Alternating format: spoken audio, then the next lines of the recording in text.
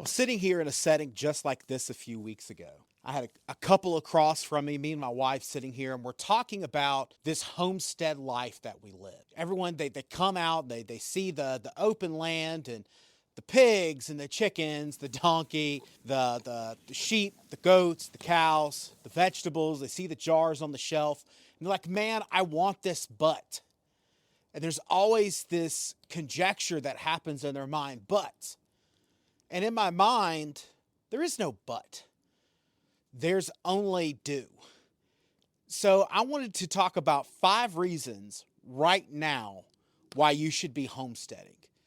And this goes beyond just, oh, you've got delicious vegetables. I really wanted to go in depth on 5 reasons that I find the homestead life worth living. And make sure you stay tuned for number 5, because number 5 is really important. It's really special to my heart, and it's something that I'm really passionate about. So number 5 is about preparedness. There's a lot of just garbage things happening in the world. You're looking over at what's happening in Ukraine or the Middle East, and you're like, oh man, that's really sketchy. And I think we as Americans have become very spoiled in our day-to-day lives. We don't bat an eye or really think about a soldier dying because we're not used to mass death. We're not used to have to sacrifice. And that's really sad, honestly, in the long run, that's kind of how our society runs.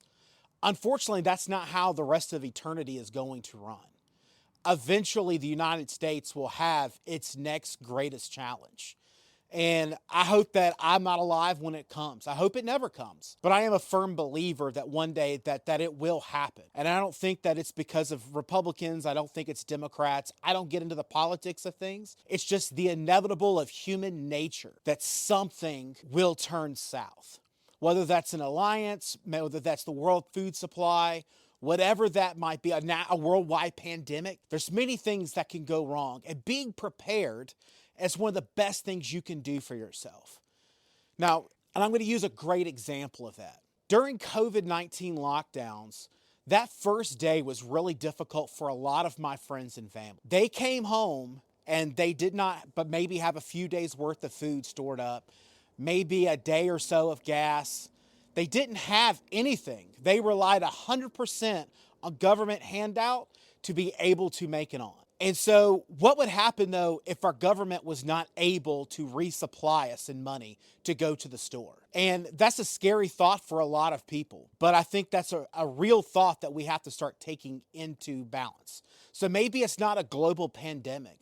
Maybe it is, though, the onslaught of a World War III or an attack on American soil, where our tax dollars won't be going back to us. They'll be going to front the war effort, whether on United States soil or abroad. So during the pandemic, though, I was able to come home, and I knew that I would have been fine for the next 3 months, no questions asked, no worries. I had over 80 chickens, whole chickens, sitting in my freezer. I had 2 lambs that were already cooked, sous vide packed and ready to go in my freezer. On my shelves, I had over 60 jars of canned chicken meat that was ready to go. I had soups. I even had canned water. I could have held up in my house for well over 3 months, and my entire system was made to where it could regenerate itself. So I still had chickens on the farm, so I could continue to hatch chickens as well as eat the eggs, so I can continue to grow my meat and my eggs. I could do the same thing with my lambs. I could just grow the herd that fall to produce more meat, not sell any off. What I was very also blessed with was that not only was I able to have enough for 3 months, no questions asked, I was also able to bless others because of my preparedness. I had the things I needed to provide for my family. And this was a big part of my journey. Back in 2014, I had one of probably the most depressing time in my life. I'm a hardworking man. I'm an executive chef. I've put in my time.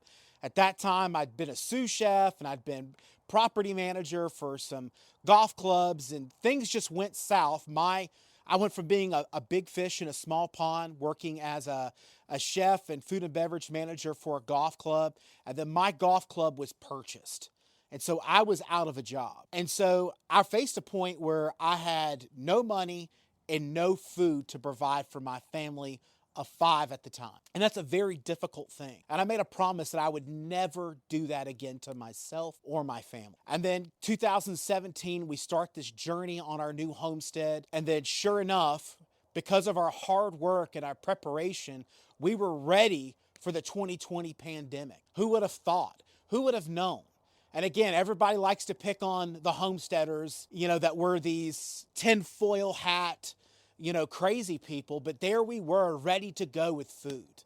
And it was so relieving and a stress off of my shoulders knowing that I had all of that there ready for me to go. Number 4 is community. People underestimate the strength of a community and what a community can do to help each other. I'm acquaintances and friends with many homesteaders across the state and across the Southeast. These homesteaders I trade with. Sometimes it's as simple as I trade some cooking skills and they trade me some meat. Maybe I go over and I do some labor for them and then we barter off something. But at the end of the day, I have a community of people around me who are there to learn with me and be along the journey with. There's this great myth about homesteaders that I've never really understood. We have this vision of this wide open plains, and our homesteads are these giant multi-acre facilities, and they can be, but you could be homesteading inside of the city, and there's homestead communities inside of the city that you could be a part of. And I highly recommend finding that community and that niche that's near you, because there's people homesteading right now. My dad is an inner city homesteader. He homesteads inside of a homeowners association that's growing in his backyard, on his back deck. He's not able to grow meats, but he could trade with somebody who is growing meat. And again, that comes down to having a community of people. He's bartering his vegetables for fresh meat, whether that's through me and my chickens and my meat here or a friend there over in Georgia. Our community is this odd mix of like homesteaders, homeschool families, inner city people trying to provide for themselves and be less reliant on government influence. Not that it's always about that, but it is a huge part about what goes on out here and the education of that, of how little steps we can take each week that can help us get, whether that's fully getting off the grid or just not being reliant on Uncle Sam to give you a cut when things go wrong. It's nice to be in a partnership with people who are here. And I'm gonna give a good example of the community that we have here. I was looking for feeder pigs to go out here on my pastures. And through this process, I met a gentleman. You may know him on YouTube as The Max, and a great homestead channel, over 278,000 subscribers over there. Great guy. The man you see on the screen is the exact same man that you meet in person. Cannot say enough nice things about him. And I was able to trade and buy these feeder pigs from him. So during this process, my Pyrenees puppies ran out and they wanted to be out there and be in the middle of it. He had little kids. And so they were able to play with puppies and we could talk for a minute. And then after that was done, his wife, who was in the car, said, "Hey, I think I've got a friend who's looking for Pyrenees." So the next thing I know, I'm now getting to meet another person inside of their circle called, her name was Heather Heathcock. And I believe she's got a YouTube channel. I'll try to find it as well. And she wanted Pyrenees puppies. And they were able to connect us, help us get her Pyrenees puppies. Now we're on our side and we're looking for goats. Well, who do I reach out to? I reach out to the Max and I reach out to the Heathcocks, because I know there are people here in my area who are community. And if they don't have it, they have somebody in their veins of people that are around them that can find that for me. It's just a great community to be in, because people aren't here in the homestead community saying, "Nope, I have all this information and you can't have it." We're all here trying to help each other and be the best homesteaders that we can be. Number 3, and I think homesteaders might laugh just a little bit at this one, and that's cost savings. Cost savings is kind of a weird term when we talk homesteading, because there is a lot of expense that goes into it. The infrastructure of the barns, the coops, the fencing, all of that costs a lot of money to not just create, but to upkeep. I'm constantly having to fix things. And that's just kind of part of homesteading. That's a part of farming. It's the nature of the business, if you will. But there's also ways that we're saving money. And it might not always be price per pound. But, some people, people gawk at me when I say I want $5.50 per pound for my chicken, yet they'll go and they'll pay $7.50 to $8.50 over at Whole Foods for a certified organic, God knows what chicken, when they could have had the exact same thing off of my homestead for $2 to $3 less per pound, and they would have supported a local grower. There's lots of cost savings, and you got to understand kind of how all of that works into your homestead. When you're first getting in, it can be costly. It does not always have to be that way. There's ways to go about saving money in a homestead. And I feel like that's a whole nother episode that we might have to deep dive into. I don't think we can solve all of that in one day,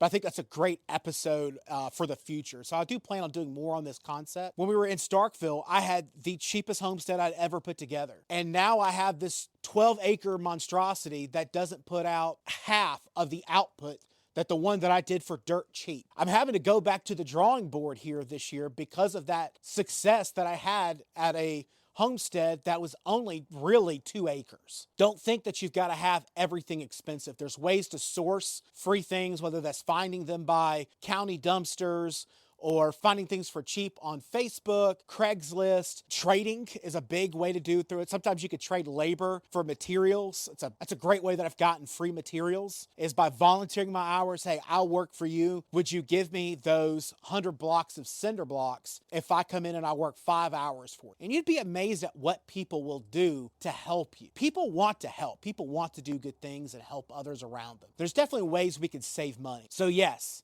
cost savings is a reason to homestead. Number 4, the health savings. The American food system is becoming a dumpster fire. I am a chef. I see it every single day. We think our vegetable products are high quality because we can get a tomato in January. That doesn't make our vegetables nutritious or flavorful for that matter. It just means you could find a tomato in January. They're pumping a gas over it so they can ship it and land here in Mississippi or the Northeast, wherever it might be, in January. Problem is we've watered down the nutrition of our vegetables and meats and everything else so we can have meat as a quick commodity. So yes, we can now have fruits, vegetables, and meat year-round anytime we want. But the sacrifice is the nutrition level of that product. Food simply just doesn't have the same look, taste, texture, or nutrition as it did 40 or 50 years ago. I'm not an old man. I'm only 37 years old, and I still know in my time what used to be a delicious tomato looks very different than the tomatoes that I now get in the store, particularly at this time of year. We have to be super careful about our food system and what we eat. I am a firm believer that the first round of medicine that you take is what you consume. And unfortunately, the American food system is high fat, high sugar, and high salt. And our brain craves those things. And listen, I'm not a skinny boy. I'm a guy who fights my own urges. I'm now at that age where I got to make life decisions. I'm having to be better. So this is not a mass criticism on everyone. This is I'm recognizing my own problems and my own fault, and I've got to do better. I've got to do more of my own growing to help me get better. But I'm a firm believer that our first round of medicine is the food that we consume. I've always wondered what the cost of our food system is. When we look at the rise of cancers and diabetes, high cholesterol, all these different stomach diseases and cancers and heart disease, and at what point are we responsible for that for ourselves? And how can we be more responsible for our health and our own growth than by growing it ourselves? And I think there's something to that where I'm not relying just on the American healthcare system to take care of myself. I'm taking it one step further by taking the first round of medicine, which is what we consume into our bodies. Medicines and all of those things are great, and I'm not dogging on a doctor. I'm not saying that you should quit your medicine. I'm not getting in on any of that. Do not take that out of this. I can't say this enough that our first round of medication comes from the food that we consume. The last one, the most important one for me, that goes beyond more than I can explain, is the lifestyle itself.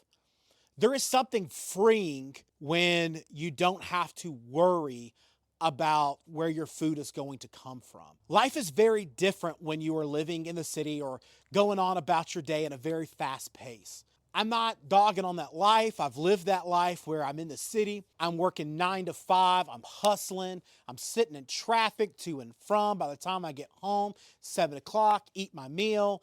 Then the next thing I know, it's like 9 o'clock. I'm mentally dead. I'm going to bed. And then I go to bed and it starts all over again. I've become this zombie that's going through life. I'm not seeing the things that are going on around me. But there's something about homesteading that's just a little bit different. You see the little details in life that maybe you wouldn't see before. You see the blossoms that are growing on the trees. Excited about that. Means that my pears are growing. I'm going to have pears this year. Maybe it's noticing the nipples on your dairy goats. You notice that they've gotten larger and they're swollen. The milk bag itself has dropped down. That lets you know that I'm excited. I have the baby goats that are on the way. You notice the little details a little bit differently whenever you're homesteading. And it's very freeing. It's very relaxing. And I'd like to say that the biggest part for me is that it's been very mentally healthy for me to be in this lifestyle. When I'm in that 9 to 5 push rut, what I've learned is that I don't enjoy life. I feel disconnected from life, and not just the farm life, but my own family. I'm not being me. I'm not being Jonathan. When I'm just working on the lines and being a chef and hammering at it, I'm not a good dad. Like, I'm not a good husband. But when I'm here and I've got my kids and family around me, we're able to be a family. We're able to learn, to grow. There's a lifestyle that kind of goes along with it that's just a little bit slower in a good way. Because at the end of the day, you've only got so many days till your expiration. There's an old, I think it's Greek, the corpus ipsa est morbis. I think that's what it was. Life is a disease. And the day you're born is also the day you're dying. So you've got a set number of days that you're going to be on this planet. So why waste them being a zombie going through life when you can be experiencing all of what God has created? I believe maybe you don't believe in God. I like to use the word the creator. And I like the word the creator because something, no matter what you believe, at the end of the day, something had to create the first atom. Something had to create the first spark. We can't just say the Big Bang happened, a micro thing turned into a fishy, which turned into a squid-looking thing, which turned into a human. However that might be. Something still created the first particles. And I believe that was the creator. And however you express that, that's between you and God. I believe that the Creator has put us here to help be great moderators of the earth and to be good to the earth. And I feel like homesteaders, we understand that there's a certain level of dominion that God has given us to be on this earth and to enjoy this earth and to take life one day at a time. Maybe that's some sugar-coated answer to somebody, but I know there's 10,000 other homesteaders out here who would agree with. So if you disagree with me, put it down below in the comments. Also, if you agree with me, slap them down there in that comment section. I believe this year is the year. And just like I told that couple, I'm telling you now, stop waiting. There's no reason for 2024 not to be your year to start homesteading. You could be homesteading in the city right now. You could be growing inside of your house under grow lamps or growing in your garage, growing on your back porch, growing in a community garden. There's many things that you can be doing to homestead and to provide for yourself. And maybe the 12-acre farm is something that you get down the road. That's what it was for us. We were living in the city. We were living in subdivisions that our houses were so close. I could pass a coffee cup through my window in my kitchen to my neighbor in his kitchen. But yet we still managed to start to provide vegetables and to start a game plan for what was going to be this 12-acre farm. And we could not have gone just straight from living in the city to doing this. You have to practice. You have to mold and to learn and develop that community. You can't just turn it on one day. And that's not how homesteading is going to work in the best way. If you win $1 billion right now and you start your homestead, you're not going to be great. You're not going to be able to do it. It takes trial and error. And the only way you can start that trial and error is to do it right now. So do it. Get involved. Start your homestead. Make sure you hit the like, hit the subscribe, enjoy our community, comment down below. And again, we're super excited that you're here. I'm the homesteading chef. I'm really excited. I got the solo stove out. I got a beef tenderloin about to come out. We're about to cook here in a minute. I'm looking forward to it. If you want to see a video of me cooking this beef tenderloin, make sure you hit right here. If you want to see a video about the 5 things I wish I knew before I started growing pigs, make sure you hit right here. And again, like and subscribe down below. Thank you so much. And we're looking forward for you being a part of our community.